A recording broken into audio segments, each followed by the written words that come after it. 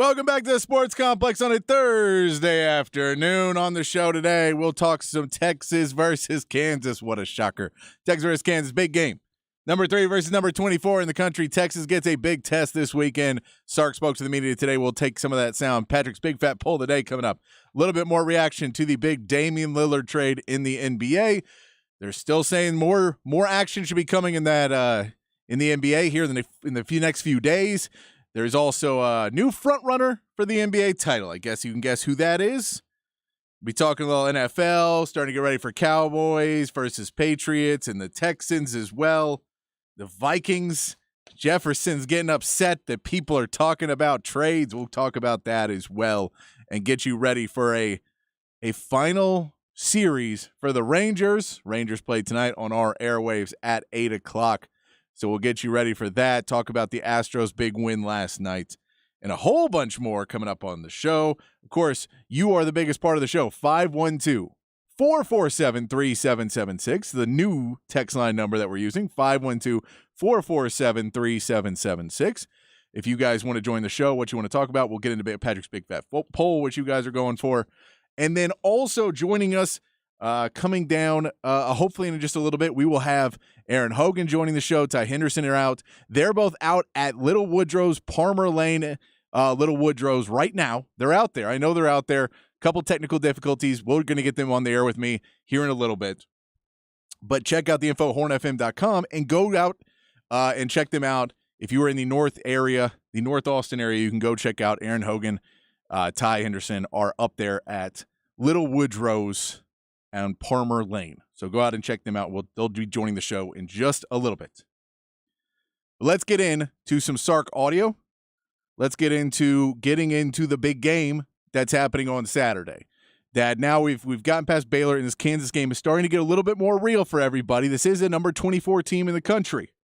This is a team that has given Texas some problems. This is a quarterback that is not somebody that you see every single week. It's a different kind of game plan.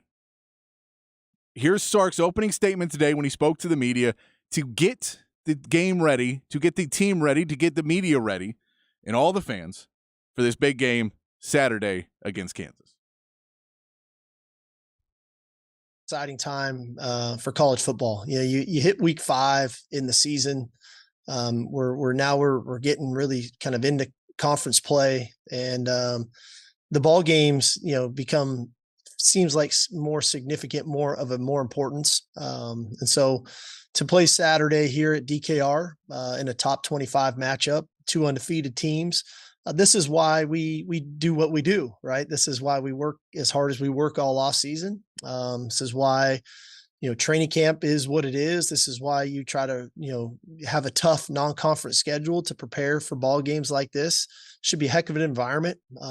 Looking forward to getting back to DKR with our fans. They were tremendous last week on the road at Baylor. I know they'll be fired up here to be at DKR. I think from our team's perspective, one, we've got a great deal of respect for Kansas and the team that they have and what they've built over 3 years. And they've got a lot of weapons offensively. They've got a great scheme. I think defensively, it's easy to see the improvement that they've made over 3 years.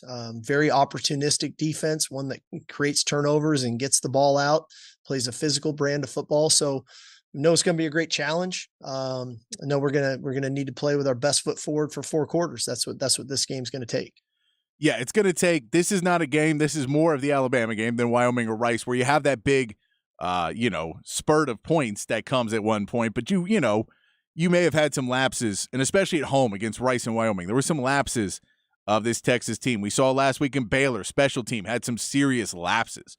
You cannot do that against this Kansas team because you should be able to handle. We asked you about what points you wanted to see scored for this team to feel like it's a national championship defense. We got right in that 15 to 20 range. You want to see below 20 for sure, but around 15 points is what kind of 15 or under is where a lot of people in that range is where you want to see this defense. But you make a few mistakes, and all of a sudden Kansas puts up 14, and that 15 number is kind of out the window if you allow 2 plays over the top, and Jalen Daniels is able to get you to bite, and the linebackers, and if he's able to get you to bite on run to the outside, and the offensive line stays disciplined for Kansas, and he gets the ball down the field. That's where you get a little scared. So Texas has to be disciplined on third downs.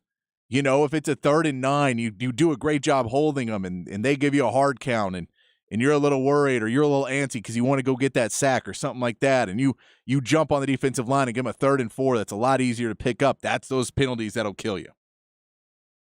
To get, you know, there's penalties of you just can't allow yourself to get in those positions on the offense and get put behind the line and give the ball back and have 3 and outs or quick plays to allow Jalen Daniels to come back on against a tired defense. All of those types of things are things that you really have to build on.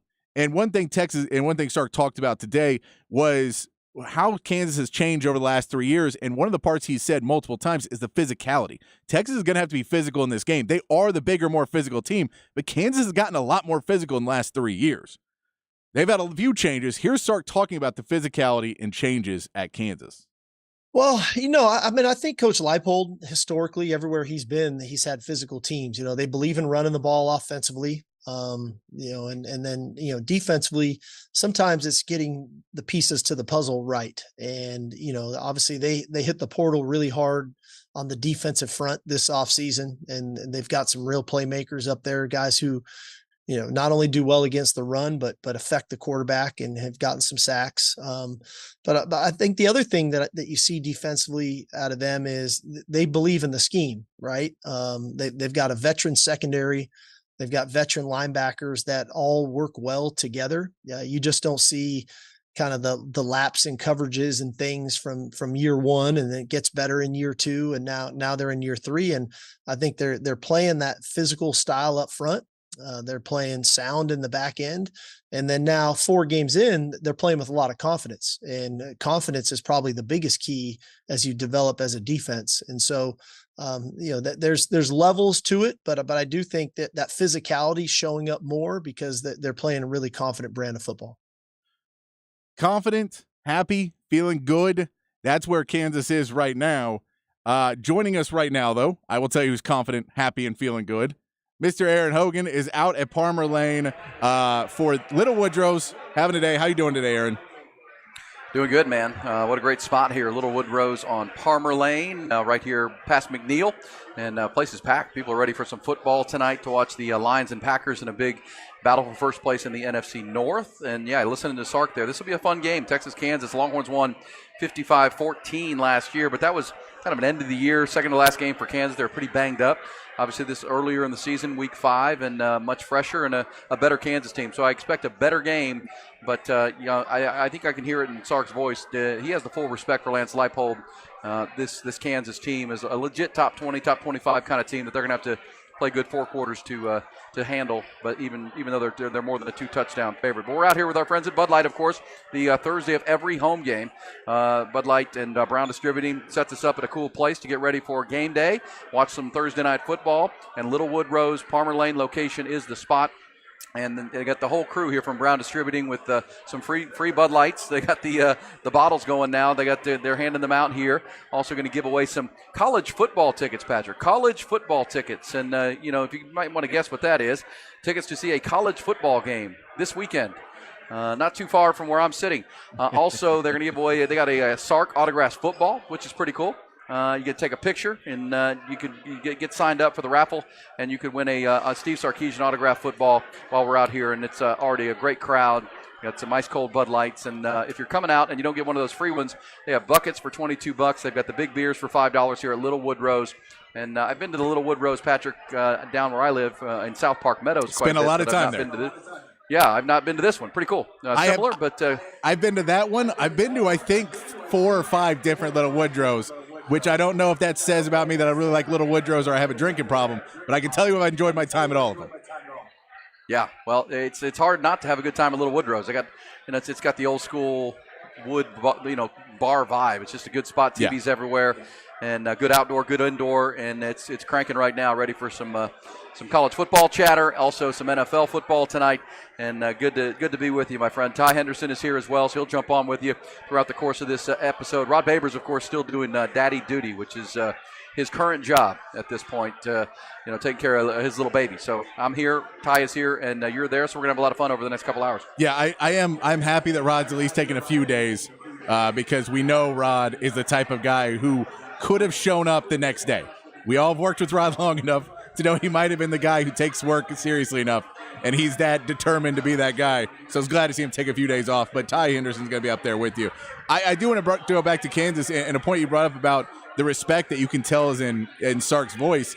I think there's something you can definitely see about the way that Kansas has run this program, that we've heard, that Dave Aranda last week, we know with Rice, with Wyoming, that this was the circle game on the schedule. There's going to be several more that this is the circle game for a team. This doesn't feel like for Kansas it's a circle game in the sense. It feels like, hey, this is part of our growing. We want to go in there. We want to play our style of football, and we want to go win a game against Texas. They don't necessarily feel like a team that is relying on their success or not this season going against Texas. They want to compete for the Big 12 championship the same as Texas does. Yeah, I mean, they certainly are. I mean, I've watched them, their game with Illinois. They played on a Friday night at home against Illinois. I watched a little bit of that game. They put up almost 600 yards on that Illinois team. And Brett Bielema doesn't have a great team, but they had over 250 rushing and passing yards in that game. Watched the BYU game last week, which they won. And, they had 2 touchdowns defensively in that game, Patrick. I mean, their defense is improved. They've added a bunch of guys through the portal on the defensive side, and it's pretty similar. I know everybody hates that game in 2001 that they won in overtime, part of their 2-win season that year when they were such a mess as a program. It was, the low water mark for Steve Sarkisian. But as he said this week, some storms, don't destroy you. They actually clear the path for you to grow. Yeah. And I think that game there was a part of that long losing streak. Remember in 2021, Patrick, that loss to Kansas, which stunned everybody, came after the Iowa State game, which featured the post-game Bo Davis rant. And that's what you got, right? That was the response from Bo Davis on the bus, was a loss to a 2-win Kansas team who only beat South Dakota that year outside of that game. So it was a shock to the system, I think, for everybody. But my point on that is the two programs have really paralleled since that point of how much better they've gotten, how both coaches have really gotten a hold of the programs and grown them. Jalen Daniels was there when he got here. I got to Kansas. The quarterback, Les Miles, actually recruited Jalen Daniels, and they've developed him. They've recruited well, and I don't at all think Kansas is to the level talent-wise of Texas, but similarly, they've kept their staff together. They've added talent. They've developed the talent they have, and they're certainly better than that night here, and Texas is a lot better for all the reasons I just said. So this should be a pretty good game. I think this is maybe the best home game of the year, and it's probably good, Patrick, for Texas to have a little bit of a dogfight ahead of Oklahoma. It'd be fine for them to run out there and run this team off the field like they did last year, but I think a good fight into the third quarter that they stretch out and use the heat of Austin in the fourth quarter and their depth in that game, second, third, fourth quarter to pull away, I think would be ideal for Texas headed into Oklahoma next week. Yeah, and I mean, it doesn't matter if you put up 40 points in the first half. It's a dogfight on the defense because that Jalen Daniels can put up points over and over and over again. So even if you let up a little bit and all of a sudden they put up 21 on you, and now you got to put your starters back in the game. So this defense is going to have to line up there. I think what's interesting is what we've seen with Jonathan Brooks, and hopefully C.J. Baxter will be another week healthier, that Texas has a much more balanced offense right now than I think Kansas is. A little bit more reliant on Jalen Daniels, which was where Texas was last year, trying to rely too much on Quinn Ewers, even when you had Bijan Roschon. They really Sark went, Quinn's got to be our guy. Quinn has to, throw the ball for 300 yards or else we're not going to win.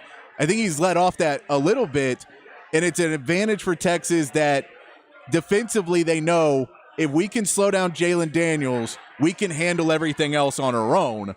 And I don't know if Kansas has that same ability against Texas, where we've talked to before. It's kind of the pick your poison thing with Texas. And you always wonder what is Kansas, what poison are they going to pick? Are they going to go and say Jonathan Brooks beat us for the fourth straight week for him to come out and have a big game? Or do you try and make Quinn Ewers beat you through the air?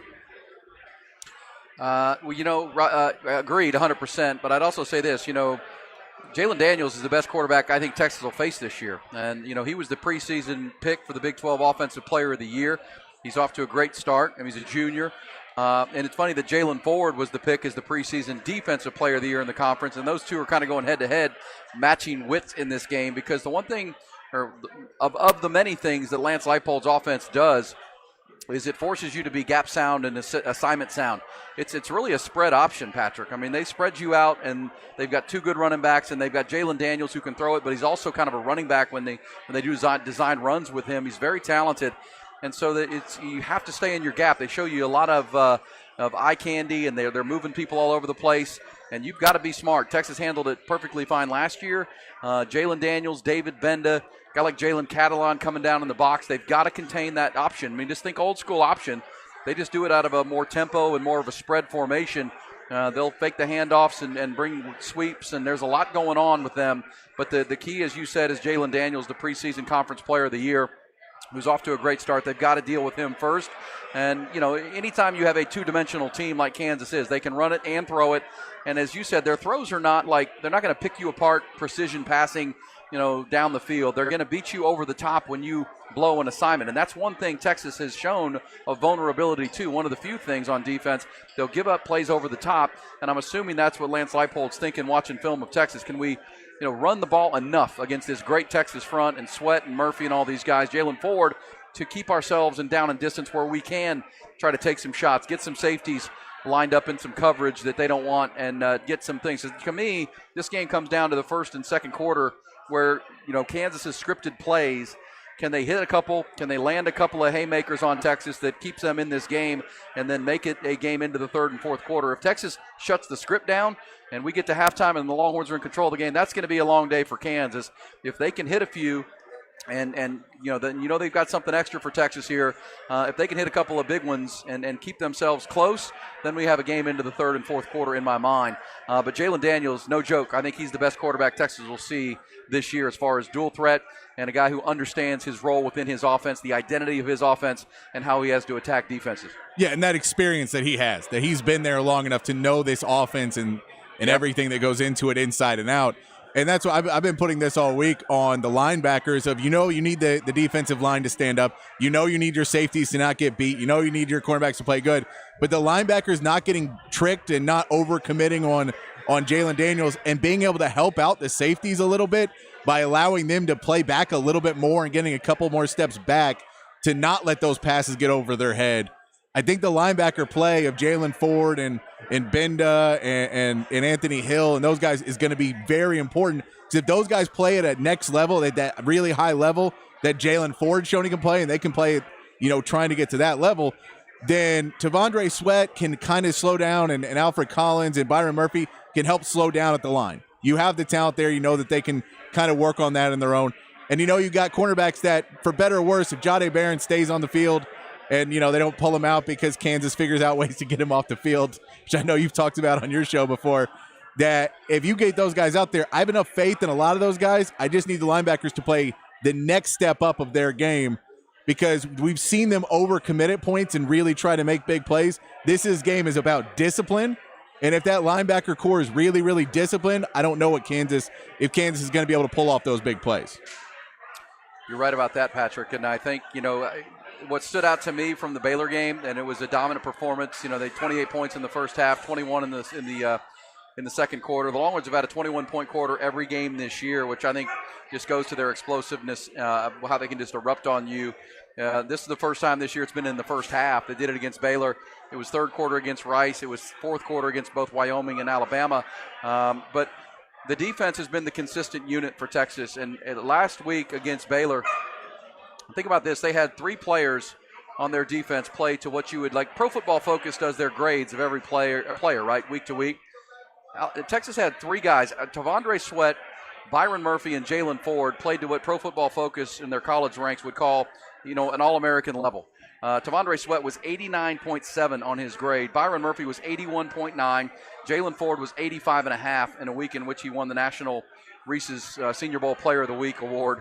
I mean, those 3 guys are the middle of your defense. If they're going to play to that level and just blow up your game plan, it doesn't really matter how good Jalen Daniels is. You know what I mean? If they can blow that up and play to that level, then you're going to be fine on defense in my mind, because that's, as Rod B would call it, the central nervous system of your defense.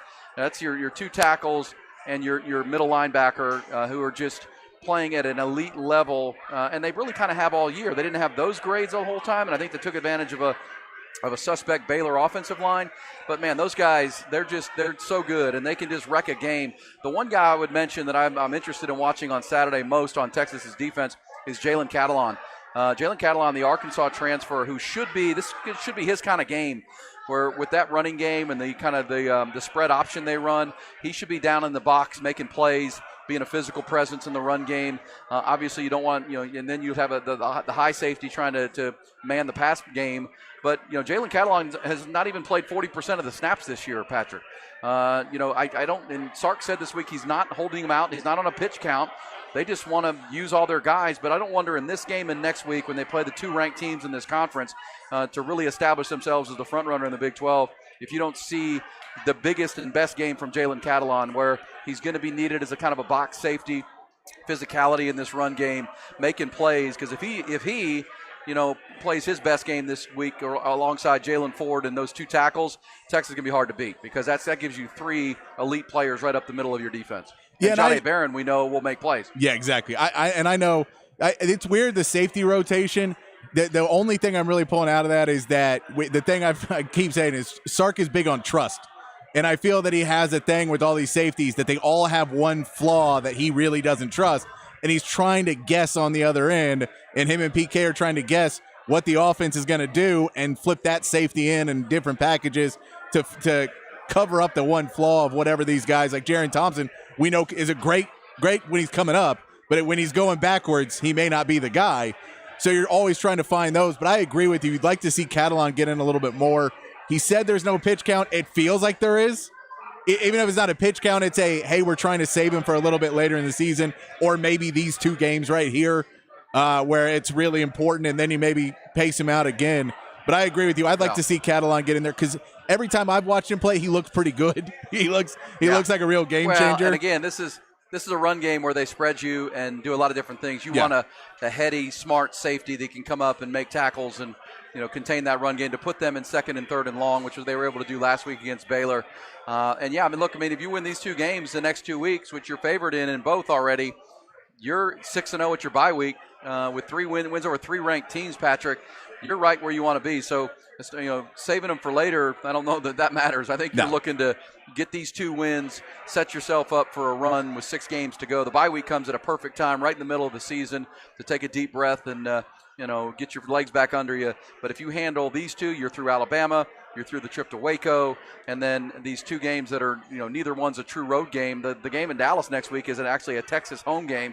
They'll have their recruits there. This is an opportunity to put yourself not just in the Big 12 title picture, but in the national picture on a big way if you can handle your business. And Jalen Catalon needs to play a lot more in this game. And then I wonder, because you mentioned Jerrin Thompson, teams have obviously schemed to try to get him in coverage.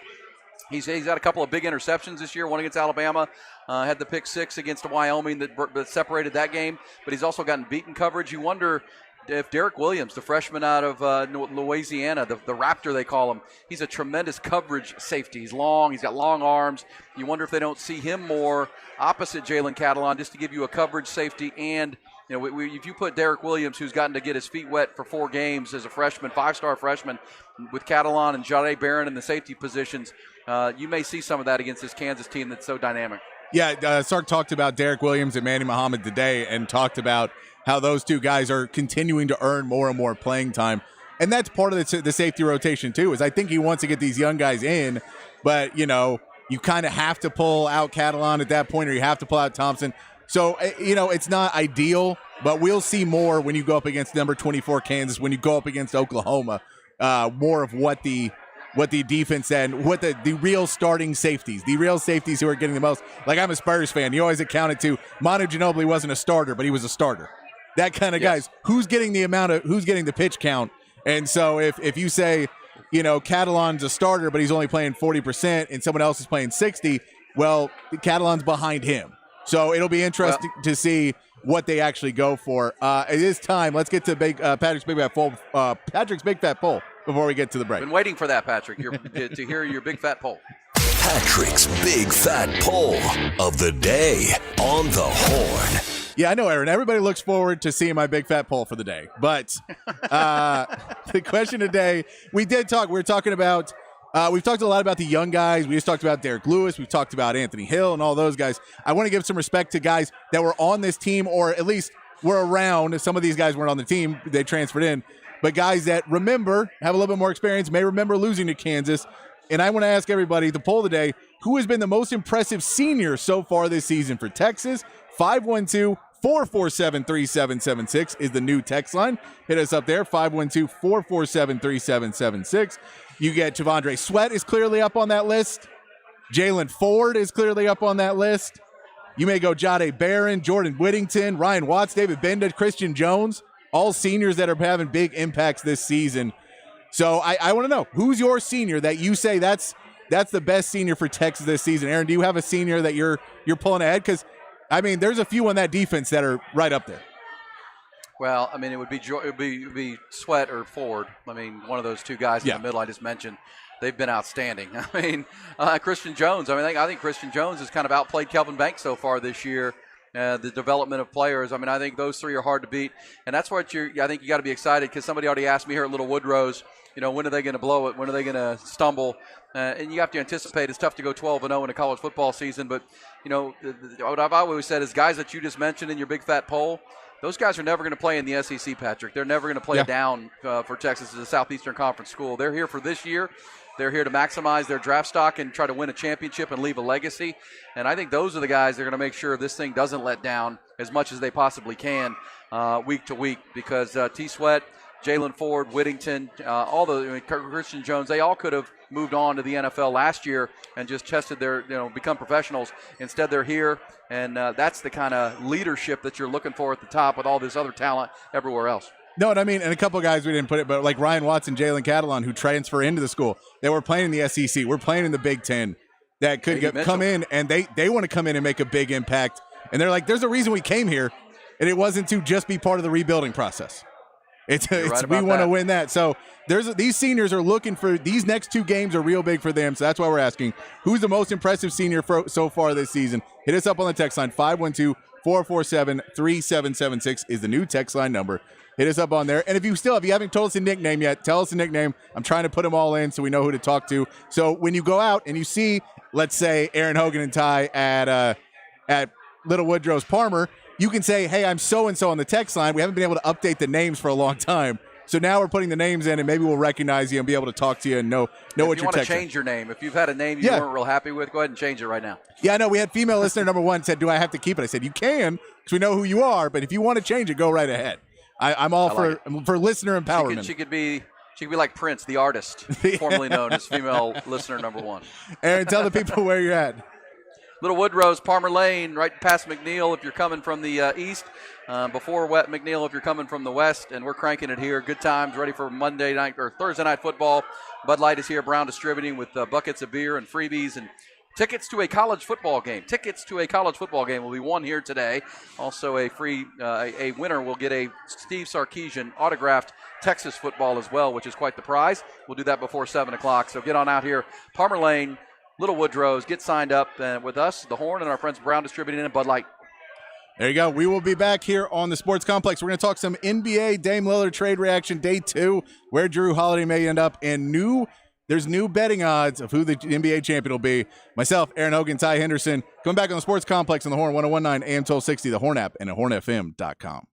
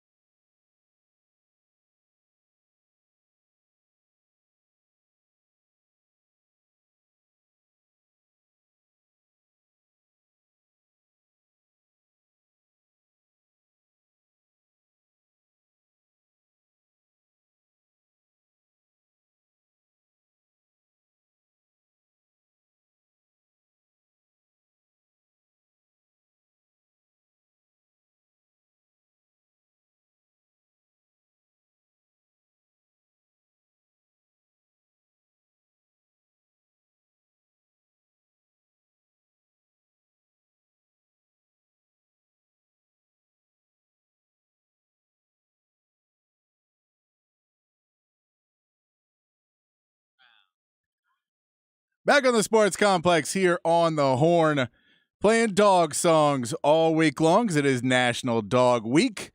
I know there's National Dog Day and probably National Dog Month now, but it's National Dog Week, so we're playing dog songs. It's a great Dr. John song, How Come My Dog Don't Bark When You Come Around. Also joining us on the show today, out of Little Woodrow, South Park Meadows, my man E. Hogan, Ty Henderson are out there. Aaron, have you ever heard the song, How Come My Dog Don't Bark When You Come Around? You got Ty now. Ty, have you ever heard this song? I have not, but I like it. I'm bumping my head out here to it. There you go. It's some good stuff from Dr. John. It gets really dark at the end. I believe he murders the dog and the guy and his wife by the end of the song. Oh, So it gets pretty dark, but it is about his wife cheating on him, and the dog likes the other guy better than him. It's a good song. You didn't have to tell me that. It's a great song. It's just, if you haven't heard it before, if you want to get into some Dr. John, there's some good stuff. He's passed away, I think, a year or two ago. Maybe it's longer. I don't know. Time is fleeting at all points now. Ty's out there, Little Woodrow's at Palmer Lane. I want to get into, Ty, about some of this Dame Lillard trade that went down yesterday. Dame Lillard ends up on the Bucks. We get Jrue Holiday and DeAndre Ayton ending up on the Blazers. Yusef Nurkic ends up on the Suns. Everyone can kind of say this is good for the Suns. The Suns look pretty happy in this deal. They get rid of DeAndre Ayton, who they really didn't want. He didn't want to be there. They didn't want him there.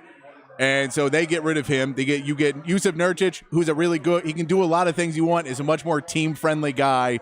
So they're happy to have him there. He's getting paid a little bit more money than he probably should be. But, they take what you can get if you're the Suns right now. And they get a couple other pieces in there because they really don't have any depth. And they get Grayson Allen, who I saw a post today where somebody was basically implying that Grayson Allen was going to be the guy trying to run ISO at the end of the game with Bradley Beal, Devin Booker, and Kevin Durant all staring at him. Sounds about right for Grayson Allen. But the news that came out today was that Giannis was not consulted about this deal whatsoever. That Giannis was not told because they knew the relationship between Giannis and Jrue Holiday, and they didn't want to compromise anything by Giannis trying to basically shut it down. They didn't want to compromise it by having him tell Jrue Holiday and Jrue Holiday trying to shut it down. So, or leaking stuff out to the press. So they try, so that the Blazers got cold feet. It fits what the Bucks kind of mode of operations is, that they really want to just put, they want to go win a title. And they understand that if they kind of wait for players to agree with what they do, they're going to end up more like Portland did, where you're constantly signing guys that are friends and you're doing other. Now, granted, this is a team that has had two of Giannis's brother on them. So it is something there. Ty, do you see, and now, what else to say? There's an incomplete grade for Portland right now because Jrue Holiday is still on the Blazers. He is going to be moved again.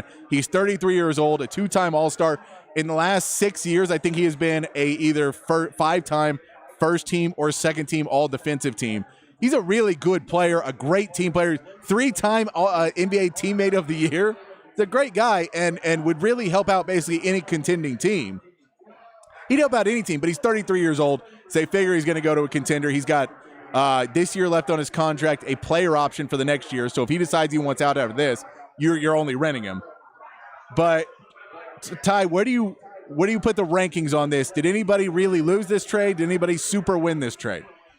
This is one of the mega deals that's gone down in the NBA in the past few years where I feel like, every team came out just about the same. I've been trying to think about it all day, or since last night, since the news broke, and I'm going to lean towards Portland just because of what they were facing with having Miami kind of trying to force that trade down their throat for what it seems like months now. That's really been the only team that people have talked about up until this last week, where there were some rumors of Toronto and maybe a few other teams. But Miami just didn't have what it took trade piece-wise to get it done. Portland, just with the assets they got and the ability to flip Jrue Holiday like you mentioned. Yeah, I mean, I could put into, there is something that it loses its edge, or people just are not realizing because of other sports, first-round draft picks are very valuable. And in MLB, a first-round draft pick is still one of the top guys. And in NFL, a first-round draft pick is one of the top guys. And in the NFL, it's different of a top 10 or a number 30 But number 30 pick is still a pretty good pick. He's probably going to start for you for several years in the NFL if you don't screw the pick up. However, number 30 pick for the NBA, it may be your backup for a few years, but the odds of him ever being a starter is pretty slim. So the reality is when these picks are coming and they're picks that are in the next 2 to 3 years of the team you're trading your best player to, you don't necessarily want to get a pick in the next 3 years. So if you're saying we don't want to pick in the next 3 years because we know that they're going to be late first-round picks. So that's the picks they got from Milwaukee was 2 pick swaps and a pick from year 2028 through 2030. So down the road when they think Milwaukee may be bad again. You don't want to get those picks. And now every trade proposal you keep hearing from some of these teams is completely based around picks, which from the first trade and from what they didn't want from Miami, doesn't seem like that's where the route they're going to go and go, hey, man, let's go to the Clippers and get a Clippers and 76ers first-round pick and we'll get 2 picks that are like 20 and 27. That's not going to help us win a title. Like, that's not going to help us at all. It gives us 2 more bench players, which is not really what we want. We like to flip Giroux because he is a 2-time All-Star. He was an All-Star last year. He's a 5-time all-defensive team, 3 first team, 2 second team. He's a good player. You'd like to get another starter for him. The big problem is they like their guards. They like Anthony Simons. They like Scoot Henderson, who they just drafted. And so if you say, well, Shaden Sharp as well. You got Shaden Sharp in there as well, but I'm saying the guys that they really, because Shaden Sharp didn't start, so I think he's still going to be coming off the bench. And then, you still have Grant, you still have, and then you put in DeAndre Ayton, who I know a lot of people are clowning on because he never seemed to fit in really in Phoenix. However, I think a fresh start for him is going to be a really good thing. I'm not sure if Chauncey Billups is the guy to do that, but I think that you can get some assistant coaches in there and kind of get them more ready. But with Jeremy Grant at power forward, who they really like, you kind of figure they want to wing, and that's where it gets confusing because the odds right now for Jrue Holiday, if you go to Vegas and the odds of where he's going to end up, Celtics right now are the front runner. And I don't know what they have to offer. I know Malcolm Brogdon's in that trade, but he's a point guard, which they don't want. It's a 30-year-old point guard, which is not somebody they want. They have picks, kind of, but no, they don't want the picks. So I don't know what they can offer, but that Portland is going to take the Boston trade. The Heat could throw in Tyler Hero. He can play that wing position. He's not a defensive player. That's what I was thinking. But he's one that, Hero may still be on the move to Portland after all that. Now, all reports were they weren't high on Tyler Hero, but maybe for Giroux they are. The one that's number 3, and this is the one where I start to think it gets a little bit more interesting. The Toronto Raptors, to me, have multiple players that fit what could go on in Portland, where you could talk to a Pascal Siakam or an OG Anunoby, and both those guys could come to, get off the Toronto payroll, give them another point guard now that they lost Fred VanVleet, and try and build a little bit differently, but not be out of the playoff picture completely in Toronto. That, for me, is the front runner if the Raptors really want to get in there. Clippers are in there. Warriors are in that poll. 76ers, Bulls, and Jazz are at the very end because the Jazz have 1 million picks and some good players. If you had a pick, where do you think Jrue Holiday is going to go, Ty? Where would you say he's going to go as of right now? I like the Miami destination for him. I think Tyler Hero or some of those other guys. I mean, now that I'm thinking about it, didn't Gabe Vincent and what's his face from last year's run, I think they're gone now too. Yes. So, I mean, if you could get Tyler Hero and some picks out of Jrue Holiday, I would be happy with that if I was Portland. I don't think the asking price should be too high for a 33-year-old guard who, like you said, is a great teammate, but how many years left is he really going to be competing at that high of a level? Yeah, and you figure you'll probably get 3 more years out of him. The question is 3 to 4 more years of really good, defensive play before it really starts to go downhill. And then it's a question of you have to re-sign him because he has a player option after this season. You either agree to the player option or you agree to an extension beforehand. All of that kind of has to be discussed. That goes into the deal as well. But I'm really curious because for me, it's an incomplete grade until we figure out what they get because that starting lineup, if you say it's Scoot Henderson and Anthony Simons and a fill in the piece, and then Jeremy Grant and DeAndre Ayton with Shaden Sharp coming off the bench, it's an okay lineup to build on. That's an okay lineup. And depending on how Scoot Henderson develops and if DeAndre Ayton can turn that corner and if Shaden Sharp can continue to develop, then, Anthony Simons and Jeremy Grant are probably not going to be superstars, but they could be really good players on that team. And if Scoot Henderson becomes a superstar, you and Portland are 2 to 3 years away from, getting back into the playoffs and being an actual, I don't know, a contender, but back in the playoffs, and you can build from there. Do you think there's any chance that he stays in Portland to kind of mentor some of the young guards they do have? I thought he would originally. I thought it would be a really good idea to have him in there because, I think that he is somebody that, look, I'd love to see him on the Spurs. As a Spurs fan, to see him mentor this young team and mentor Wembanyama, where he literally went from the Greek freak to the French freak in Wemby. I think I'd love to have him there. I don't know if the Spurs are willing to give up what they'd have to give up to get him. Because they would want a good young piece from the Spurs, so I don't know if they're willing to do that. But I thought the trade was a win because I thought Drew Holiday was going to be a good player on Portland, but they're apparently ready to move him. So they may wait, but I think if you wait, the problem is there's a certain amount of window. But if you wait, and then the CBA, you basically have to wait a few months then before you can trade him. One of the reasons why Chris Middleton couldn't be involved in the trade. I know they kept trying to make Chris Middleton a part of this trade instead of Drew Holiday, and everybody just is like, no one's interested in Chris Middleton, man. No one wants to pay him that amount of money.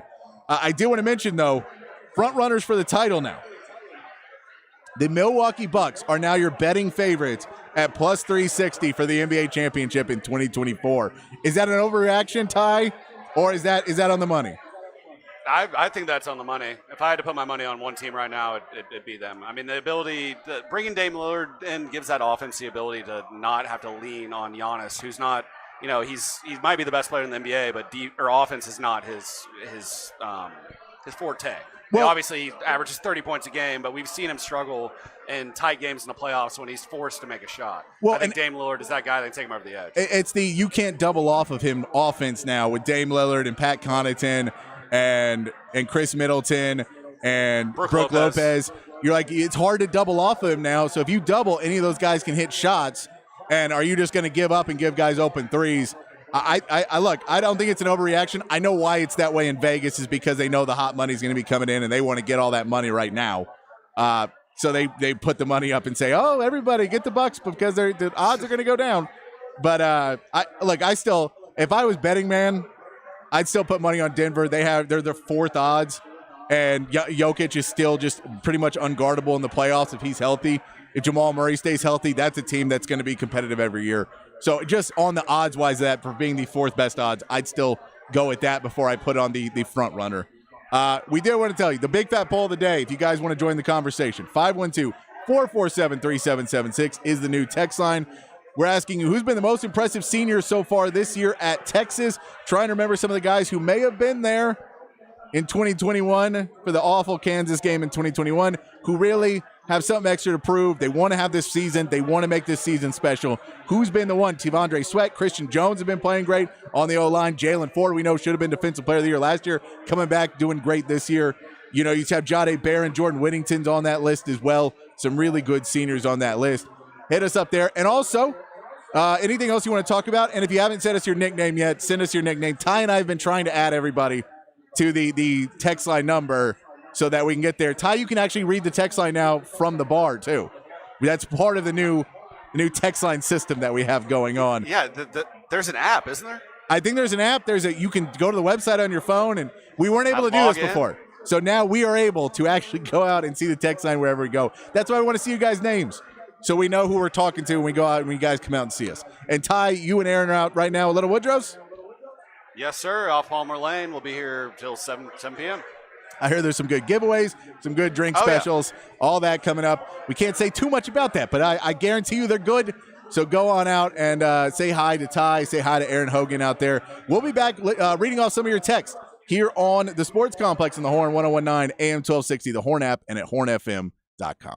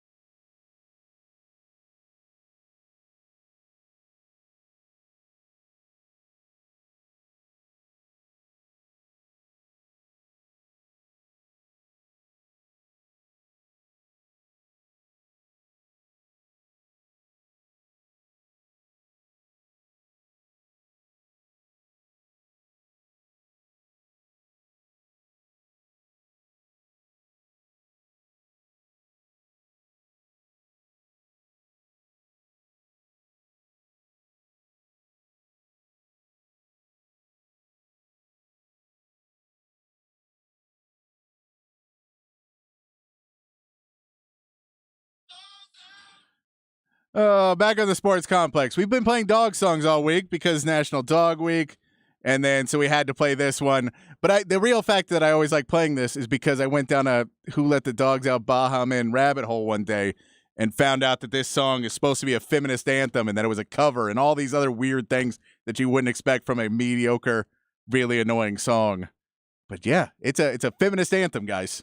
Who Let the Dogs Out is actually the dogs or the guys who are barking at the girls that are catcalling them. That is actually the use of Who Let the Dogs Out. Crazy there. We do have our friends Aaron Hogan, Ty Henderson are out at Little Woodrow's. I'm sure they have let the dogs out there at Little Woodrow's, Palmer Lane, right? Yeah, well, dogs are out here, no doubt about that, and people are having a good old time. We're cranking this thing up, and 7 o'clock or just after 7, they'll have the game tonight. That'll be the Packers and Lions, which I think is going to be a really good football game. Supremacy, or at least first place in the NFC North. And they've got the Bud Light buckets going, the Bud Light big beers for $5, and giving away college football tickets. Come on out. There's a big college football game in these parts here this weekend. Giving some tickets away and a Steve Sarkisian autographed football while we're out here. And all you got to do is take a picture with the very pretty Bud Light girl and Bud Light lady, I should say, and you could win the ticket, the football and the tickets. So come on out. There you go. Little Woodrow's Palmer. There you go. Little Woodrow's on Palmer, where they're going to be at till the end of the show at 7 o'clock. Remember, we're asking you on the text line, 512-447-3776, the new text line number. Who has been the most impressive senior so far? And we go to the text line. Some shout-outs from Scarlett and Nate joining the show. We get, this one says KU be a typical trap game. I don't think it's a trap game. KU's too good for it to be a trap game anymore.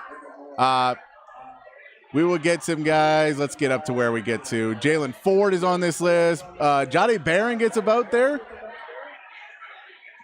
Nice. Daydrinker77 like says Jalen Ford. We get my favorite moniker on the text line, by the way, Daydrinker. We do get a Christian Jones. Someone's appreciating some O-line work there. And Tavondre Sweat as well is getting a vote in there, too. Some different votes in there. I still got to figure out the text line. When you type in two things, I got to click on every one they got to load. We're going to get through it. I'll tell you what, we're going to take a break. I'll go through and sort out the text line while we're in the break. And we'll come back with more Aaron Hogan, with more Ty Henderson. We're going to talk some NFL when we come back, get Aaron's thoughts on the Cowboys and what this what they have to get put together after a really poor showing, if this is a one-off or if it's going to be a season-long thing they're going to have to work for. Talk a little C.J. Stroud and the Texans, a lot of hype about that, about the game tonight as well, that you can go check out at Little Woodrow's on Palmer Lane. All that coming up here on the Sports Complex, 1019 AM 1260, the Horn app, and thehornfm.com.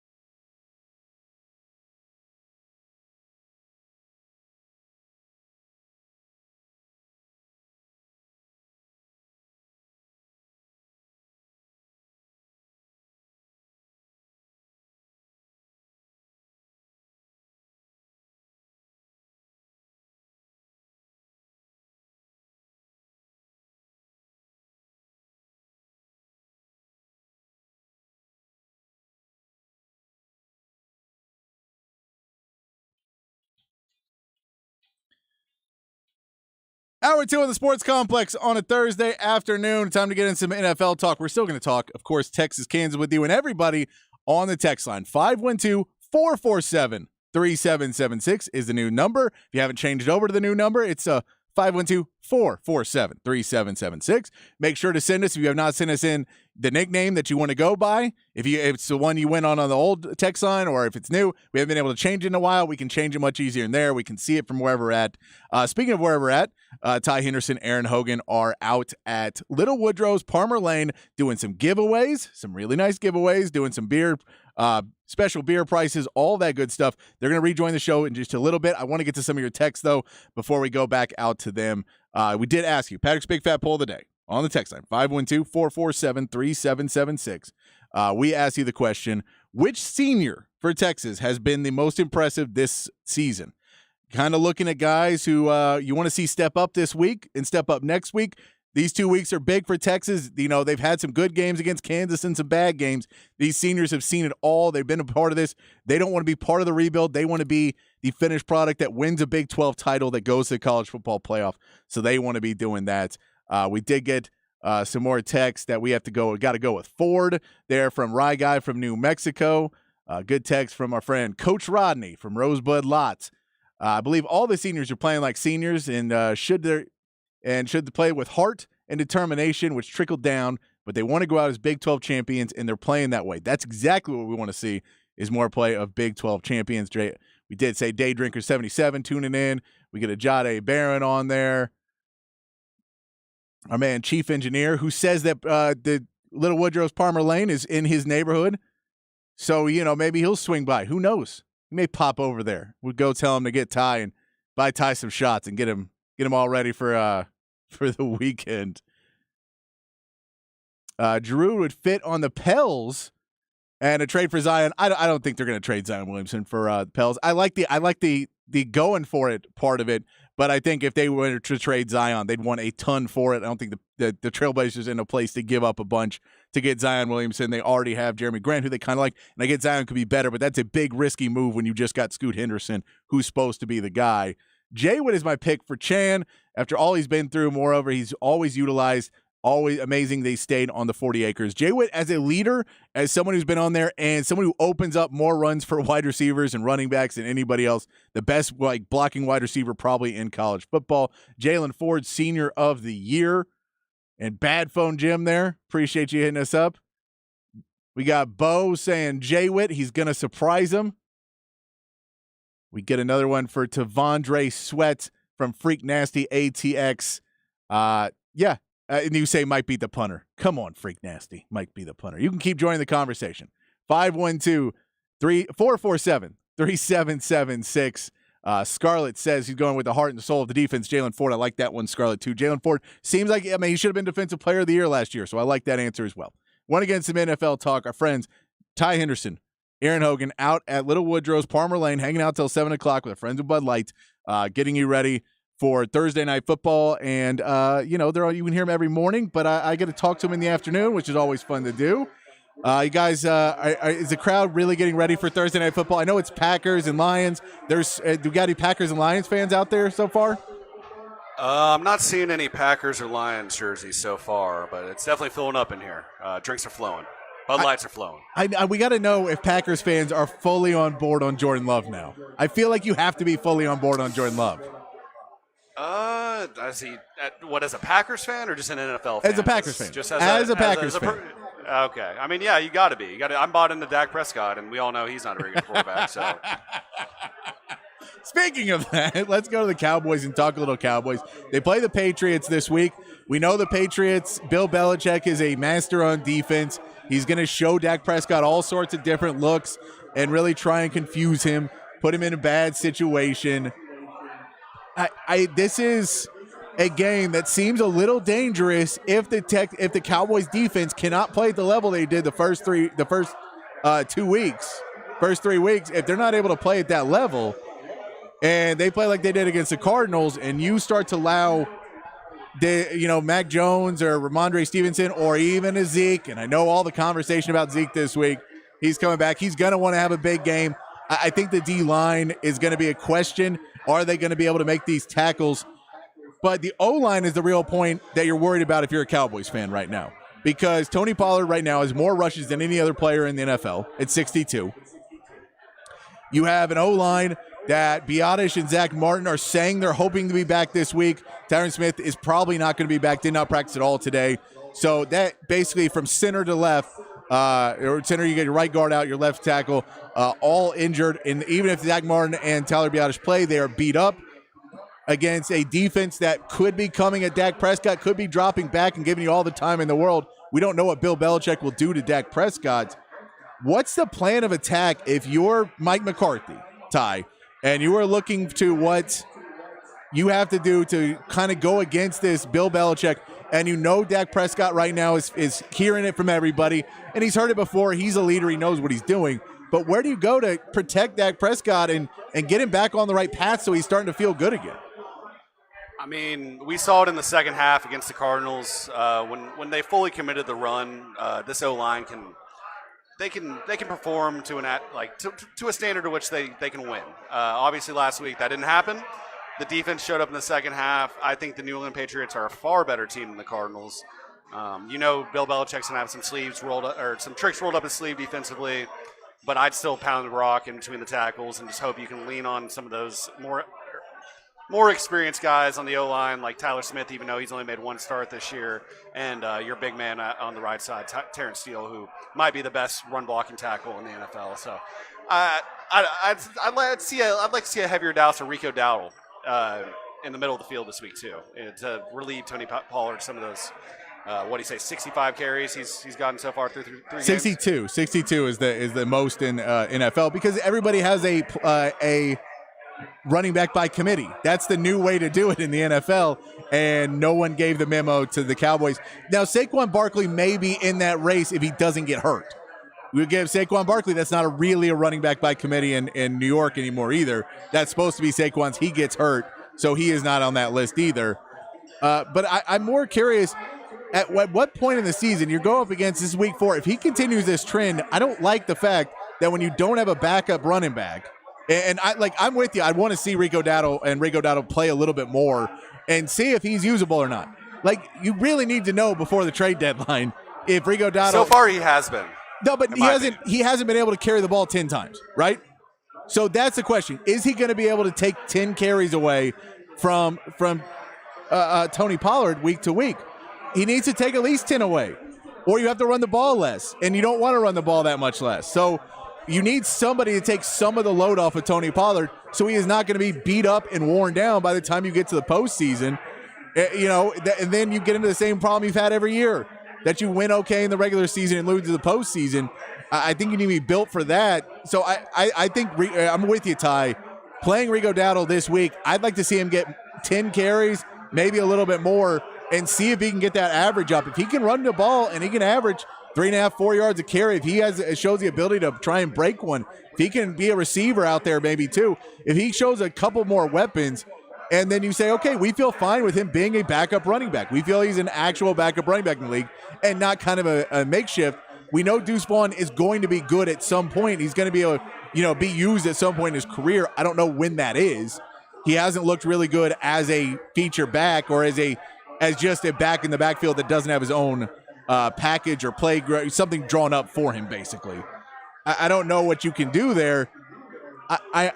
It worries me that Mike McCarthy hasn't figured it out and you're going up against Bill Belichick. Is this a game that the defense can get back on track with and be able to take care of business to get the Cowboys another win? It's Mac Jones. If you can't shut down the Patriot offense and the lack of weapons that they have on the outside, you got some real issues. Obviously, last week, Josh Dobbs and the Arizona Cardinals rushed for 175 yards in the first half. I don't think we're going to see anything like that happen. But this is one of those games where I am worried as a Cowboys fan. It's a 5.5-point spread right now. I'm leaning towards taking the Patriots to at least cover that. I think they're in desperation mode after last week beating the Jets, but that was a closer game than what Patriots fans probably would have liked. It came down to Zach Wilson having the ball twice at the end of the game with a chance to either go tie it or win it. So I'm worried. I'm pretty worried as a Cowboys fan. If The one thing I want to see this week is the Cowboys go at least 75% in the red zone getting touchdowns. And that's it. the biggest thing. You want to see the red zone. You just want to see the red zone offense look like there's plays drawn up that might work.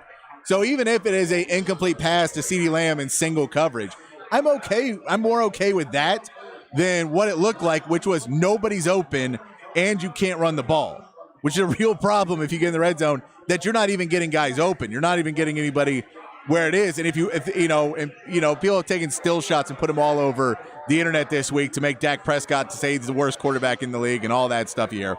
And they go, look, Tony Pollard's open. You go, Tony Pollard's progression 4. By the time progression 4 comes up, he's not open anymore. So, you have to kind of check those out and change up the progressions. Hopefully they're working on that red zone. I know Mike McCarthy said earlier this week that, of course, that's going to be a huge point of emphasis during practice. But, yeah, I still think the Cowboys can win this game. But if they don't put Dak Prescott in a position to win and put him in a position to be a good player, then, it's going to come down to this defense having to score points against the Patriots, not the way you'd like to be winning games if you're the Cowboys. We know that Ramondre Stevenson had a really bad game last week. He's going to be itching to come back out and try and prove it, because that's why people are talking about Zeke this week. He had 80 yards last week, but that was mainly because Ramondre Stevenson was terrible. Couldn't get past the line of scrimmage. So we will see how the Cowboys are able to bounce back. We'll go over to the Texans, and the opposite is happening for the Texans. Everyone on Cowboys Twitter is talking about how Dak Prescott is the worst quarterback to have ever suited up and played at any level of football, flag, little league, anything. C.J. Stroud is now getting claims that they should already be fitting him for a gold jacket, which seems a bit premature to me. I don't know. I'm no expert on this, but I think 3 weeks in may be a little bit premature. He's won Offensive Rookie of the Month. He's the first player to have 900 passing yards, 4 passing touchdowns, and 0 interceptions in his first 3 games. They're throwing the ball like crazy because Bobby Slowick doesn't know how to get the run game going. They have a really beat-up O-line. I'm actually kind of impressed. He's only 7th in sacks that he's taken at 11. He's not first. That's kind of the Texans rookie thing. They just bring you in and they get you sacked all the time. Ty, can C.J. Stroud continue at this pace, or is this unmanageable? Well, I'm not going to lie, Patrick. The first look I had at C.J. Stroud was last week against the Jags. He did look great, though, and I haven't expected this at all, especially after a lackluster preseason for him. And I don't think he's going to be a Hall of Famer, like people are saying, no, but I do think he could be a competent starter in this league and potentially lead the Texans to a playoffs. I need to see more before I claim that he could be a Super Bowl quarterback, because I've said it many times. I don't think Dak Prescott is. And right now, I mean, Patrick, do you think C.J. Stroud right now is better than Dak Prescott? No, because I wouldn't put him that, because, again, we're 3 games in, and I know what Dak Prescott can do. Now, I would tell you, if I was to take one, I'd take C.J. Stroud, because I don't know what his ceiling is. I know what Dak Prescott's ceiling is. That's fair. Yes. So if you're starting a franchise, you're taking C.J. Stroud. Yeah, because C.J. Stroud could be the greatest player to ever play football. We don't know, because he's 3 games in. He could also throw in 5 interceptions the next 4 weeks and be busted out and not be the starter next year. Both things are still very possible and on the table. I don't want to pretend that I'm saying that he's going to be the greatest. But we know Dak Prescott. We go, Dak Prescott is a guy who, if you put him in the right situations, has the arm ability to make some good throws. He's a great leader off the field. And if you get him the right weapons, you can get him down and you can score. He's a great game manager. There's a lot of positives you can say about Dak Prescott, but we know he's never going to lead an offense that's going to win a Super Bowl. Now, this defense may win a Super Bowl, and he's the quarterback on the other end. I think that's fully believable. But I think he's better than a Trent Dilfer or one of those guys, or a Joe Flacco. I think he's a little bit better than that too. I'd like to see him run a little bit more, because he is that. It's part of the problem is you don't want Cooper Rush to play 7 weeks this year. But I'd like to see Dak run a little bit more. But C.J. Stroud, with the 3 weeks you have to think positive things right now, that he's making good decisions. His accuracy right now, when he gets his back foot down and he's not being hit, his accuracy is unbelievable. And the mid to long range passes, he is nailing people. And when you say Will Anderson's playing well, Tank Dell is killing it right now. The rookies for the Texans this year, it seems like they've done very well. It's, again, 3 games in. You look at their schedule for the Texans, it's not that difficult. The AFC South isn't great. The divisions they're playing against aren't great. So they have a shot to win 4 or 5 games this season. Now, I think 5 is around your upside. It may change in a few weeks. So as good as CJ Stroud's playing, I'm not predicting them to be a playoff team either. So that should tell you something about his ceiling. But I wonder, it's really curious to see if that first interception, and I wonder if you can put a bet on this, Ty, if you can find this out. If that first interception is a tip interception or a straight out just didn't see a guy interception. At this point, it seems like it's going to be a tip interception. So he's never going to throw a regular interception, Patrick? No, he will. I'm saying first one. First one. He'll definitely, I don't think you can bet on that. That's really getting into the weeds there, but I'll look into it. No, but it's the interception. I think, he's definitely going to throw interceptions. Everybody does. And especially once you get I think one of the bigger differences for the Texans right now is that, and it's going to start to change now that they get 1 win. But I think that in the first couple of weeks, when they were down, the goal wasn't necessarily bomb the ball downfield. We have to come back and win. It was take the right shots, build our team. And that helps you not throw interceptions, is not forcing things when you have to. Like if you saw the end of that, end of the Rams game on Monday night, where he's just forcing the ball to Tutu over and over and over again.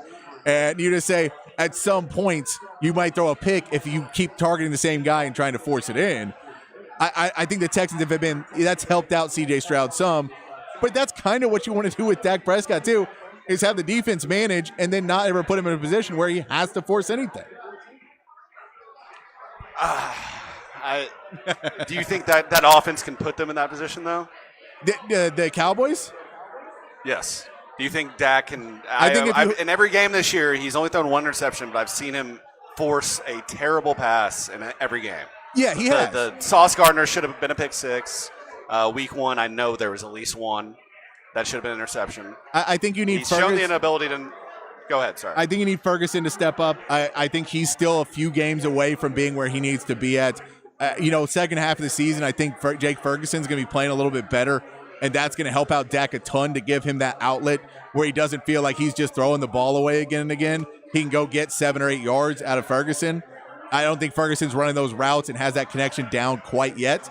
And part of that's because you don't really have the preseason together, so you don't have that rapport. You only have it in practice, and practice in a game are way different. And I don't think Brandon Cooks and him have the connection that he had with Amari Cooper, which was kind of what you were hoping for, was what Amari Cooper and him had, where Amari Cooper just ran those routes perfectly. Brandon Cooks doesn't seem to have that quite down. And for whatever reason, at certain points in this game, CeeDee Lamb and Brandon Cooks don't look bought into this offense. I don't know if that's just me reading too much into it because wide receivers tend to not look bought in, or if there are points where they're like, we know what progression we are in this. And if I'm progression 5, I don't want to run this dang route that Mike McCarthy's giving me. So Patrick, I think it's because CeeDee Lamb is upset that Kellen Moore isn't trying to force the ball 50 yards down the field to him 5 times a game anymore. Well, Kellen Moore liked to force the ball 50 yards down the field to the 3rd wide receiver. We know he loved 3rd wide receivers. Noah Brown? Noah Brown. Cedric Wilson? Exactly. I know. And Michael Gallup, who had a great game. And then that was the other thing, is you can throw to Michael Gallup again. I'm like, come on, man. This is not how you're supposed to build a team, is pay all these wide receivers a bunch of money and then just keep throwing to Michael Gallup over and over again. So it looks like the same offense. Before we get to the break, I do want to bring up Justin Jefferson has brought up now that he says that media needs to drop the talk about the Vikings making trades, because, of course, the big one that everybody keeps bringing up is Kirk Cousins, and the Jets are the big name that everybody hates Zach Wilson. That the report was that the defense is pissed off at Saleh because he's a Zach Wilson apologist, which, I mean, if you want to be, there's Dak Prescott apologists all over, but Zach Wilson apologists are few and far between. He might be the only one. He might be the only one right now. It's because he doesn't have anybody else. They signed Trevor Siemian. But the Kirk Cousins is, if they want to go for it this season, that's a guy that may be able to go there. So I'm curious if you see a trade. Now, I've been on the record. I don't think they I either think they re-sign Justin Jefferson and move him pretty quickly. I don't think Justin Jefferson is on this team in 4 years. Let's put it that way. I think that the way they're building it and everything else, I don't think he's part of their long-term rebuild. If they start to blow it up now, he may move sooner rather than later, which is nonsense and crazy. But I mean, this franchise moved Randy Moss. This franchise moved Stephon Diggs. Justin Jefferson's better than Diggs for sure, but we'll see how it builds. They're building it the backwards way. They didn't spend money on O-line. They didn't spend money on a running back.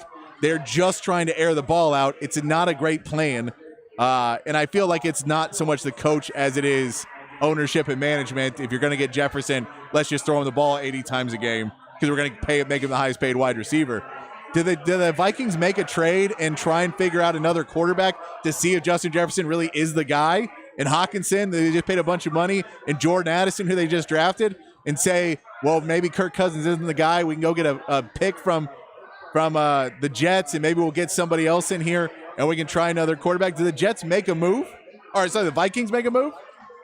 I don't think so. I think you ride it out the last year Kirk Cousins contract. I think a little bit of Kevin McConnell's job, and I'm not sure who the GM there is, but I think their jobs might be riding on the season. It is. So if you're 0-5, you have the weapons in place. If you're 0-5, if you're 0-5, yes. You trade Kirk Cousins, right? I'm just saying this week. Not 0-3, this week. You don't consider it. Oh yeah. I think so 0-4, 0-5 is when you start to pull the trigger. 0-5, I'd call it. I mean, that's one of the weakest divisions in football. I still, even though the odds are stacked against you at 0-4, I still think you had a chance to maybe even win that division. So yeah, 0-5, I start considering maybe trading Kirk Cousins. Yeah, that's about where I would be too. Is I don't like doing it right away because I don't know what other quarterback you're going to put in there that is going to be able to, like, are you going to go out and get Cam Newton, or are you going to try and trade for Jameis Winston, or are you going to, like, and what guy are you going out there to get that is going to be your placeholder till you draft another quarterback next year? Do you go sign Matt Corral now that he's out there? And, apparently did not ever want to go to the Patriots, and we don't know. And hopefully, he's not doing poorly. We know he struggled with mental health issues before, and, basically gets cut from the Panthers, gets on waivers, gets picked up by the Patriots, and then just doesn't really report. And so they put him on. Is that what happened there? Yeah, they put him on the non-injury. I think he talked to them. I don't think he just no-showed. But they put him on the non-injury, and then they cut him. They let him go, so he's now a free agent. So if you're going to give him the starting job, that's somebody that maybe, I don't know what problems he has going on that he may not be there to play this season. He may need to take a year off. But that's somebody, if you're going to make that trade, it's just an interesting thing to talk about. All right. We're on the text line, 512-447-3776, asking Patrick's Big Fat Poll of the day. Who has been the most impressive senior so far this year at Texas? Want to know, we're talking about the seniors who may have been there in 2021 and won a little retribution. It's not a retribution game. This is a game for Texas to go on to be in the Big 12. We want to know that. And if you haven't sent us your nickname for the new text line that we got, send in your nickname. We'll try and put all those in as well and give you guys shout-outs. I love Phil the Thrill is out there reminding me, giving us a lot of good talks. If UT allows Kansas to set the tone early, look out. If memory serves me correctly, Horns don't have a history of being a good come-from-behind team. They don't, but they were a really good fourth-quarter team. They were a really good fourth-quarter team a few times this season. So they've never been that. So they go, and guess Texans winning the last game of the season wasn't a bad thing after all. Go CJ Stroud. They may have taken him number one overall. I do not know. None of us will ever know if that was a thing. That's what they said. But yeah, Caserio is going to say that now. You have to say it now. You can't be like, we wish we had the other guy who can't run a quarterback sneak. And they're like, well, we can't. We're just going to put in Andy Dalton to run quarterback sneaks. The dumbest thing. That's embarrassing. Oh, it's so bad. All right, we're going to take a break. Keep texting in, 512-447-3776. Ty Henderson, Aaron Hogan are out at Little Woodrow's on Palmer Lane. They're giving away some really good prizes out there. So go up and say hey to the Horn Table if you're out there and you can hear this on the speaker. Go out there. If you're not there, go up there and find them. They're giving away some really good prizes and great drink specials from our friend at Bud Light. We'll be right back here on the Sports Complex on the Horn, 1019 AM 1260, the Horn app, and hornfm.com.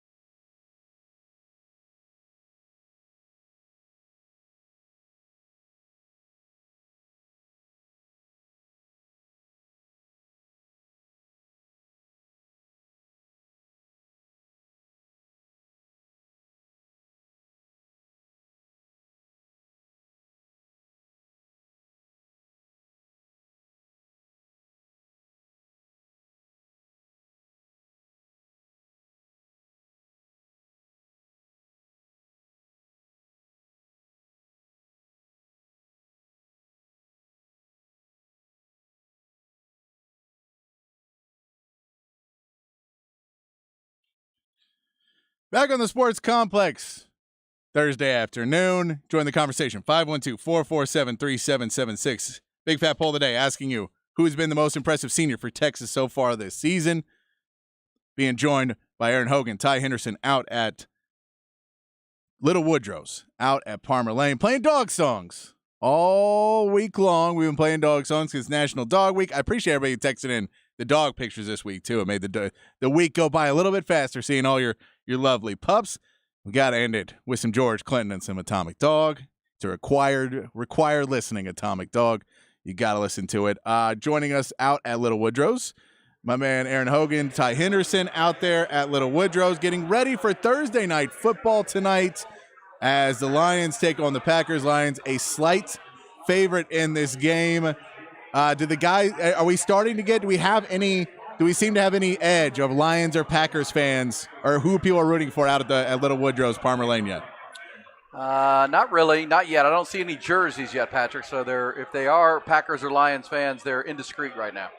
They are not giving their cover. They're not blown. But they've not blown their cover yet. But this is a big game. I mean, the winner is at 3-1 and in first place in that division. Vikings and Bears are both 0-3. So this is a pretty important game. And the Packers have been a huge story with the Aaron Rodgers trade and all that. But Jordan Love's been okay, and Lions are kind of a trendy thing. So, but the number that stands out is in the last 32 years, Patrick. Go back to 1991, the year I was a freshman in college at St. Edwards. In those 32 years, the Lions have won all of 4 times ever at Lambeau Field. Ooh. 4 times ever at Lambeau Field. So, huge challenge, and they're a favorite by 2 points. They're a 2-point favorite. Yeah. Then they have not had a lot of success. But the idea is it's a different team. It's Dan Campbell, better, and the Packers are still trying to figure some things out with Jordan Love. So, but that's a big number. That's a big trend. 4 times in 32 years. We'll see. That's been kind of a house of horrors for the Lions, but that organization has been a house of horrors regardless. So we'll see. That one might be one you kind of lean on the points, maybe tease it up a little bit. I don't know, Patrick. I'm not giving betting advice on your show. No, and look, I'll say that bad news for the Lions was good news for the Packers today, that Aaron Jones has been cleared to play in this game. Christian Watson has been cleared to play. I mean, that running game has not looked good with just A.J. Dillon. The last few weeks, we know the Detroit Lions have basically shut down every running game so far. They shut down Bijan Robinson, so they've been shutting down everybody. Detroit, this front for Detroit has been playing really, really good. So Aaron Jones coming back is a big help, because otherwise, and I mean, it still might be a Jordan Love game that he's going to have to step up and throw the ball for 300-plus yards to win this game against the Lions. And I think that might be where the edge is a little bit to the Lions. At least they have some experience in Jared Goff, and Jordan Love is in a big game on national television on a Thursday night on a short week for a young guy. If he's able to get up and get ready and be prepped enough and know how to handle a short week, I'm sure it is clearly his first Thursday start, because it's his first season as the starting quarterback. I think that this is I think the Lions should win this game. They should be able to do this. David Montgomery is beat up as well. So we'll see if they lean to a little bit more on Jahmyr Gibbs this week. I'm really excited to see when they start to unleash Jahmyr Gibbs. All reports are they're kind of trying to bring him up slowly, because they don't want to overexpose him or overuse him too much, or put him in situations that he's not going to be not favorable to him, which is fine. Except I own him in a couple fantasy leagues, so I'd prefer they use him a lot more personally. But if David Montgomery is banged up in this game? Is this a week where you could see Jahmyr Gibbs on a short week kind of get a little bit more use? Well, I think they have to with Montgomery banged up. And, again, not to give betting advice on the Sports Complex, Patrick, but might be one of those, take the home team, tease the points up, and then tease the under, tease it up to 50 or so, because I think this will be a lower scoring game. It's just, division opponents know each other so well. They scout themselves all off season, and they play twice a year. So and then you have a short week for game planning and healing up from the previous game. They both played real physical games last week, with the Packers having to rally in that fourth quarter to beat the Saints, and the Lions beating the Falcons. So probably a lower scoring game.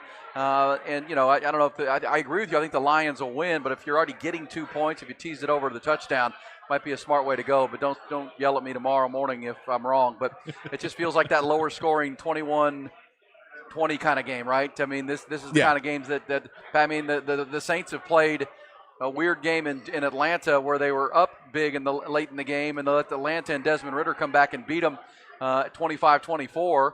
And then last week against the Saints, this past Sunday, they were up they're down 17-0, came back and won that game 18-17. So they're going to play close games.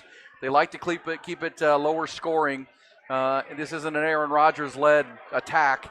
So it's and getting Aaron Jones back and Christian Watson, huge. I mean, that's arguably their two biggest offensive weapons. I'm also interested tonight, if you're watching, back in April, we said leading up to the draft that it's one of the best tight end drafts in a decade or so. And we saw Dalton Kincaid to the Bills. Yep. We also saw two big tight ends, Luke Musgraves to the Packers, and his speed is a problem. He's from Oregon State. He's a big-time speed threat. And then Detroit traded T.J. Hawkinson last year, and they drafted a kid, Sam Laporta, out of Iowa. These are two of the best young rookie tight ends, and both teams use them a lot. So you can kind of look at those two guys tonight. I know it's weird to watch rookie tight ends, but I do think there's going to be those guys will be a factor in this game because, I mean, Detroit's the more dynamic team, but I think right now Green Bay at home is the better defense. But you just mentioned the Lions last week impressively held the Falcons to 6 points and really shut down Bijan and all that weaponry in Atlanta. So I just think this is a lower scoring game, quarterback that makes fewer mistakes. And think about this for Detroit, Patrick. If you're right and they win this game, whether it's a field goal or whatever the number is, they're going to get Jamison Williams back, the receiver who's out for the first 6 games with the gambling. If they could get to 3-1, be in first place in the division, and kind of wait for him to get back to give him that next weapon to go with Laporta and Jahmyr Gibbs and David Montgomery and Amon-Ra St. Brown. I mean, this all of a sudden becomes a real factor team in the NFC, in my opinion, if the defense continues to improve. And I'm eager to see the Packers. I just haven't seen them enough. I think they want to slow the game down, but Aaron Jones is their factor back. A.J. Dillon's kind of wear you down. They drafted him out of Boston College to be that guy. It gets cold and gross in Lambeau Field to kind of just be that plotter. They need Aaron Jones to bring that explosion to their run game. Yeah, and I think that this is going to be a game that even, Aaron Jones maybe come out. We know he's still going to be beat up. Montgomery's going to beat up. The defenses and D-lines for both these teams have been playing well. This is a game where I'm with you on tight ends because first downs are going to be at a premium in this game, where you have to kind of just find whatever's there. If you go for it on first down and you run the ball and get 2 yards, and then on second down you have an incomplete pass, and those 3rd and 8s, tight ends can be really good in those situations. So seeing two young guys, if they're able to come out, I agree. It's going to be a really fun matchup to watch. Before we go to break, I do want to get you your opinion on some MLB before we wrap up the show, because the Astros had a huge win last night, Aaron, beating the Mariners. There was the moment in the game, the Astros, Dubon hits a big 3-run shot to give him a lead. Then it comes up to the Mariners come back, and then we see Hector Neris strike out Julio Rodriguez, walk towards him to talk trash, which you just don't see very often. They do it. You get worried because you don't want to wake the sleeping giant and Julio Rodriguez, who had not been playing well against the Astros in this series. You get a little bit worried about that, but it seemed to wake up the Astros, and they go on to win the game handily. What was your take on Hector Neris and him? After the game, he said he was trying to pump up his guys. Well, you know what? Sometimes you'll see it. You're a big NBA guy, Patrick. A coach will get ejected just to pump up his team and scare him a little bit. Look, if anything needs woken up, it's the Astros right now because they're kind of sleepwalking through September, and it's frustrating for fans. That was a big series there. They had been 2-8 against the Mariners going into that series this year, and they took that first game behind Verlander, stepping up in a big spot, and then reverted back with the 3 errors and the loss on Tuesday. But, last night, huge win.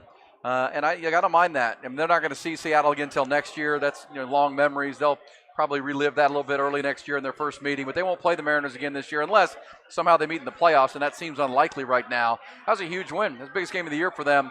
And, boy, how many times in the last – if you go back to the games the Astros have won of late, Mauricio Dubon had the big hit against Baltimore to walk off that game. The Orioles, best team in the American League last Thursday, I believe it was. They didn't beat the Royals once over the weekend, but then this big 3-run homer, that was just such a – because I feel like the Astros are pressing now. Like they let those games get away and maybe weren't as focused and locked in as they should have been. And, I've talked about that stretch from September 11th to September 17th where they lost 5 games to a couple of teams who are going to lose a combined 215 games this year in the A's and the Royals. That is unexplainable and inexcusable. And if that costs you a playoff spot, shame on you if you're the defending world champions. But that win last night, I puts them in a better spot without a doubt to kind of separate with a game and a half. I mean, every win now matters. So to win that 2 out of 3, I was really concerned going into Seattle, watching them get swept by the Royals last week and look really kind of lame doing it. But, man, Mauricio Dubon, big time. I have no problem with Hector Neris. He's an emotional guy. That was a big strikeout. Julio Rodriguez went 0 for 9 in that series and 0 for 4 last night. So, that was a big spot for Houston, and we'll see if that gets them in. And I think we all agree once they get in, they're the most experienced team without a doubt because Baltimore is brand new to it. Tampa's obviously been there before. Minnesota. Because, look, if the Astros get into the 6th seed, Patrick, they're going to play Minnesota in that wild card round. And that's the team you'd like to play. Exactly. But the Astros got to figure out playing at home. I mean, it's actually better that the Twins will have home field advantage in that series if they get there because the Astros are 3 games under 500 at Minute Maid Park this year. That still is completely Twilight Zone stuff for me, that they're 20 games over 500 away from home and 3 games under on the road. That doesn't make any sense. No, it doesn't make any sense at all. And they keep saying it's a batter's eye, and then it's like, well, then change it. Then go figure it out and change it.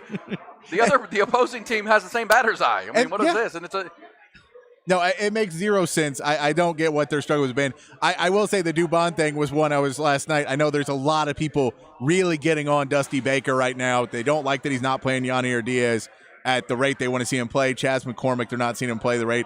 Dubon's a perfect example of a guy that he kind of brought up in a really good way and is now making impact because he didn't stick him out there when he was struggling a little bit more and get him exposed. So I think he's done some things pretty well. We know that he won a World Series last year, so I'll give him some credit where he is in a world where he is getting a lot of hate right now, which I understand. If you win the World Series and then don't make the playoffs, you're going to get some hate as a manager. But it is a little bit. The Rangers and Mariners kick off. They pitch first pitch tonight, 8 p.m. pregame right here on the Horn. It is going to be a big game there. Montgomery versus Gilbert on the mounds. This is a series now where the Astros are kind of waiting. You like the Mariners to keep winning because you can now control your own fate, and it's the only way you win the AL West is if the Rangers lose. So if you want to get in there and skip the wild card altogether, you need the Mariners to win. But Julio Rodriguez, who is the guy for the Mariners, did not look good against the Astros. The Rangers look like they're going to be really hot. You just mentioned the only way the Mariners get in now because of that loss last night and a couple other wins is basically a 3-way tie. The only thing the Mariners have going for them and the Rangers have going for them for the Astros maybe getting knocked out is that the Diamondbacks did lose today an early day game, who the Astros will have been playing the last series of the year, which means the Diamondbacks have not clinched yet, which means they need to win another game, which they probably don't need to. Someone else will lose and they'll be fine. But they're still bringing their A game when they play against the Astros Friday, Saturday, Sunday. No doubt, no doubt. I mean, they're right in the thick, and the Cubs are trying to blow it with all the blown leads here in the month of September. Historically bad bullpen for the Cubs, and Diamondbacks. I mean, that's a real series for Houston without a doubt. But again, I feel good about Houston when I turn it on and they're on the road. I hate the late starts for being a morning show guy, but I mean, you just feel more confident when you turn them on at Minute Maid Park. You're like, these guys are going through the motions. I don't know what's going on with that deal. But it is frustrating.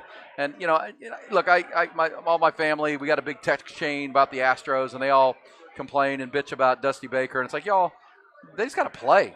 They won the World Series out here with Machete behind the plate and batting 200. This is about Alex Bregman quit grounding to third base and put some big knocks on the board.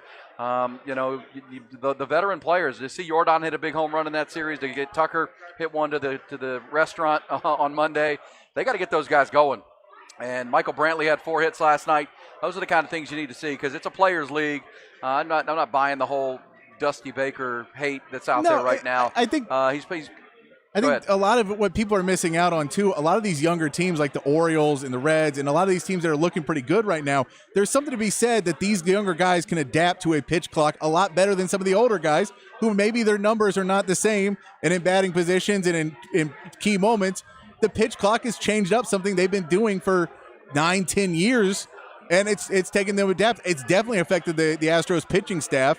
When we see Framber Valdez last night, at a certain point not be able to put the ball anywhere near the strike zone, and basically is able to finally get out of it, kind of correct it, and they pull him out of the game.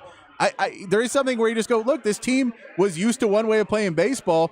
I'm all for the pitch clock, but it changes the game. Yeah. Well, I mean, again, I just don't understand the road home split. I agree with that, I don't too. think anybody on the Astros do. The pitch clock's the same on the road and home. I mean, it's so bizarre. But, I'm always a players play, coaches coach, and Dusty was the manager of the year last year, and they won the World Series and all that. I just think I got to see guys step up. And I watched the game last Saturday after the Longhorns beat up on Baylor. So I was watching both. And the Astros faced the Kansas City Royals with the worst pitcher in baseball, Jordan Lyles, who was a 17-game loser this year with an ERA of almost 7. And they managed 2 soft singles in 6 innings. And I'm like, these guys are not even – like, what are y'all doing? Like, you're making him look like Cy Young out there. They're just an innings eater, and the Royals are going to lose 105 or 6 games this year. Don't tell me about Dusty Baker. You guys go have some good at-bats and take apart a bad pitcher at home in an important series, an important game. I'm not buying the Dusty Baker thing. There's something going on in that locker room that I don't understand. I don't know what that is. But at the same time, they still have a chance to play their way in. And I'll give the Rangers huge credit because Chris Young, the same time he acquired Max Scherzer, which was a risk to give up a top prospect to get him, and now he's hurt when you need him most. They got Jordan Montgomery going tonight, who they also acquired on that same day from St. Louis and that same trade deadline flurry. He's been one of their best pitchers right now. He's been really rock solid for them, for the Rangers, and he pitches tonight. I think he's been outstanding, and give Chris Young credit because they went all in, and they went and got guys that can help them right now despite the injuries to DeGrom, despite the injury to Max Scherzer. Dane Dunning was great last night. Montgomery's been great, and Corey Seager and Marcus Semien have just been outstanding. They got Josh Young back in their lineup now. The young kid Evan Carter's come up and has been a jolt for them. Really like what Bruce Bochy's team's doing right now. They're hitting the accelerator at the right time. Yeah, they're doing really good. You can catch the pregame tonight at 8 o'clock, or you can go say, hey, you can do both. You can go say, hey, check out Thursday Night Football at Little Woodrow's Palmer Lane, right, Aaron? That is right. Come on out. We're about to give away some college football tickets, Patrick. College football tickets. We're also about to give away a signed Steve Sarkisian football, and it's all from our friends at Brown Distributing and Bud Light, and looking forward to it. Hopefully the Longhorns can find a win. I also remind you that Bud Light will also be with us out on Saturday, Patrick, with Rod and myself. Rod will rejoin me from his maternity and that daddy duty. He's going to be with us at Mockingbird Saloon down there on Guadalupe Street, the Drag, between 26th and 27th. We'll be there from noon to 2, getting you ready for Texas, Kansas, and looking forward already to that Texas OU game with our friends at Bud Light. So it's been a great time out here. Come watch the game, or if you're any of the Little Woodrow's locations, and drink your Bud Light tonight. There you go. Aaron Hogan out there, Ty Henderson out at Little Woodrow's. We got to take one more break before we get out of here. Here on the Sports Complex on the Horn, 101.9 and 1260, the Horn app, and hornfm.com.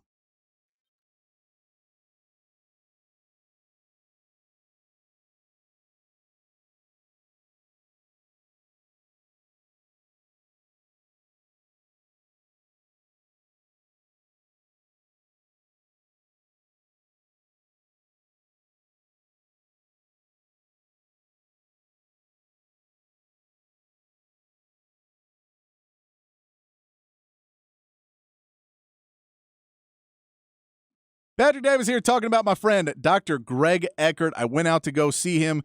We had a visit. The staff brought me in. I was a little nervous. It had been a very long time since I had been to the dentist. So a little nervous, a little shame that there might be some shame in there that they may say my teeth are all falling out. They weren't.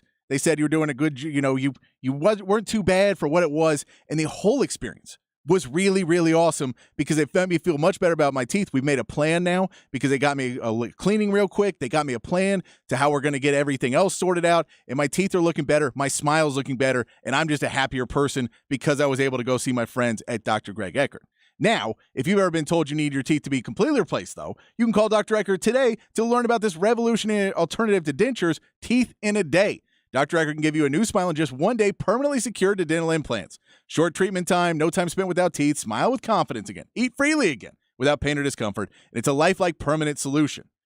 You can call today for a complimentary consultation to find out how this procedure works. A confident smile can truly change your life. I'm telling you, I was smiling the whole way home from the doctor's office, just looking in the mirror, trying not to get in a wreck, but looking in the rearview mirror, trying to check in my own teeth and being like, man, my smile has not looked this good in a long time. I waited too long to go to the dentist. I just waited too long, but they didn't even shame me about it. They said, let's get you on the plan. And my teeth already look better. We're already on a plan for healthier mouth, a better smile, all those things, because I called up my friends at Dr. Greg Eckert.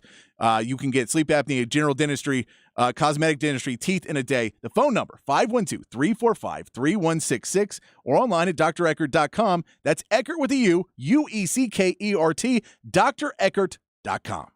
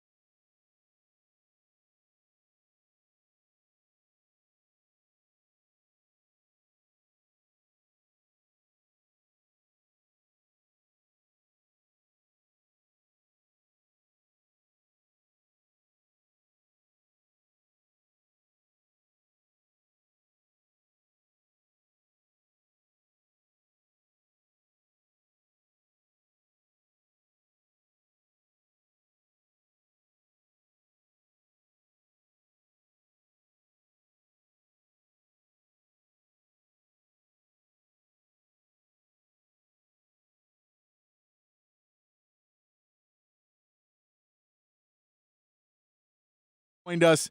We'll be back tomorrow talking a bunch more Texas, getting you ready for the slate of games in college and pro right here on the Sports Complex. So be kind, be safe, keep your underwear clean, and we'll see you tomorrow right back here on the Sports Complex on the Horn.